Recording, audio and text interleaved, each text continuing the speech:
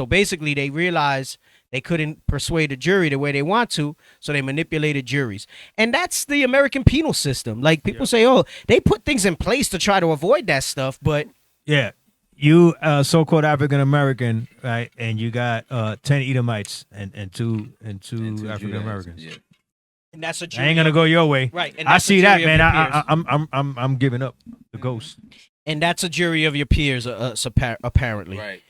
So it says Kent went public with this information, but it had no effect on the case. So even when that stuff comes out, they just, okay, whatever. Like, you know, sometimes you'll have these politicians and a scandal comes out and they won't step down, right? Like, what did they do to the one that's up there recently, Marjorie Taylor Greene? They're talking about her in the media. She has all these inflammatory things that she said, like real, like crazy stuff. And like all the Republicans had her back. Yeah, nah, she don't got to step down.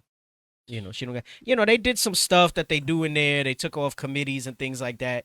But she's in office and she's rocking it. Right now they on Cuomo for this thing. They ain't going nowhere. So, you know, I'll be surprised. He's saying he's not stepping down. So he spoke directly to the press, stating Albizu Campos was denied the right to a fair and impartial trial by jury. He even submitted a letter to Senator Henry F. Ashurst, chairman of the U.S. Senate Judiciary Committee, but no inquiry was ever made. So everybody just basically, it was kind of one of those things where, look, you don't got to rule against it, just ignore it. Right, just ignore it. At the retrial, the clerk of the court declared 14 potential jurors unavailable or excused for cause, removed 5 others, and controlled the entire voir dire selection process. When the smoke cleared, the new jury consisted of 10 Americans and 2 Puerto Ricans. Yeah, exactly. That was the exact thing you said, 10 and 2? Yeah, that was the exact number. Yeah, that was the exact number. 10 Americans. That must be the number that they like, I guess. 10 and 2. And they'll say it's a jury of your peers. And those 2 are sellouts, so they ain't gonna. Right. They already took care. They greased the palm already. So it's 12. It's 12. So it says, yeah, because the first one was 7 Puerto Ricans and 5 Americans, and they couldn't reach. So it was a hung jury. Yep. So on the first day of trial, July 27, 1936, every room, hallway, elevator, and staircase in the Jose Toledo Federal Building was jammed with U.S. soldiers. The surrounding streets were all blockaded. FBI agents mingled with the crowd. See, somebody will read that and they'll gloss over that.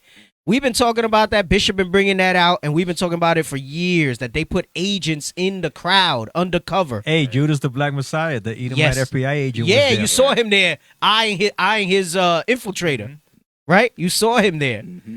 So it says FBI agents mingled with the crowd. National Guardsmen roamed the halls. In the courtroom itself, over half the spectators were police and plainclothes detectives. They even put them in the courtroom like that.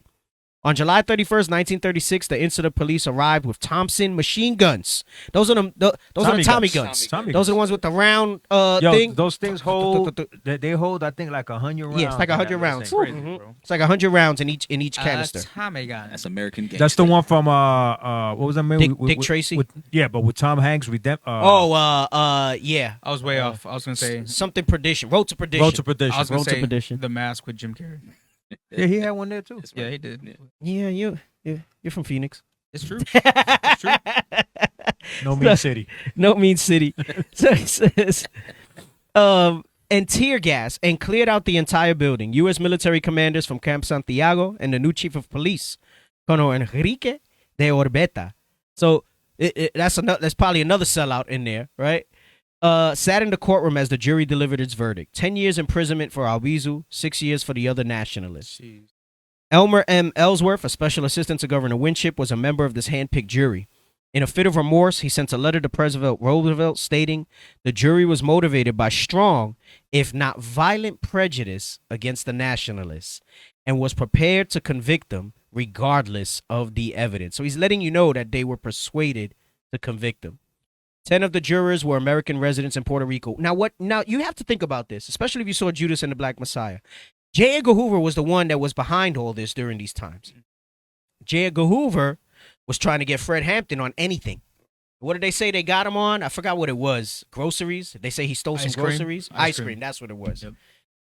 And he said, good, we get him off the street for a while. But then when he saw how people and the movement went down after that for a little while, you're going to see the same thing. They know that that's a successful tactic. As we read on, you're going to see that by the time Albizu got out of prison, remember how I said he had 10,000 cadets in 21 towns? They were down to like 1,000 at that point, right? So people lost the faith, right? They lost the motivation. Only a handful are those committed butts, right, that stay there and rally for the cause. But this is why Hoover said, though, because when he came back out, they started rallying again. Remember, the agent was in the crowd. They saw his speech when he got out of prison. Right. He said, this guy's a problem. And he basically told him, he was like, yeah, prison's not good. You know, like, we got to do something more, basically. Built it knowing that was the publicity he was getting. Yep. He was fighting for the cause and suffering for it. Yep, exactly. So he says 10 of the jurors were American residents in Puerto Rico.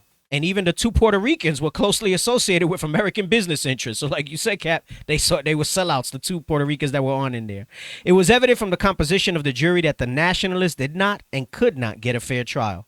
The letter was ineffectual, right? So this was actually one of the jurors, a special assistant, who had handpicked the jury. And he was one of the ones that did it. And he said, listen, we forced these guys to convict them. And it still didn't do nothing. The letter was ineffectual. Albizu was jailed in La Princesa prison in San Juan. A Palm Sunday march in support of Albizu resulted in the Ponce massacre. I think you touched on that briefly on the Saturday show, right? Mm-hmm. Eventually, we'll circle back to that from this book's perspective on it. Finally, after an unsuccessful appeal, Albizu was flown to the U.S. Penitentiary in Atlanta, June 7th, 1937. Lego. Israel is back. We back. Israel is back. We got the nations running scared because Israel is back. All eyes on us because we keeping them laws. When the Lord return, Babylon will fall. Precepts solid. We got them on lock. God's chosen people with Christ as our rock. Israel is back. We back. Israel is back. We back. You heathen, get ready for our whip to crack. Damn.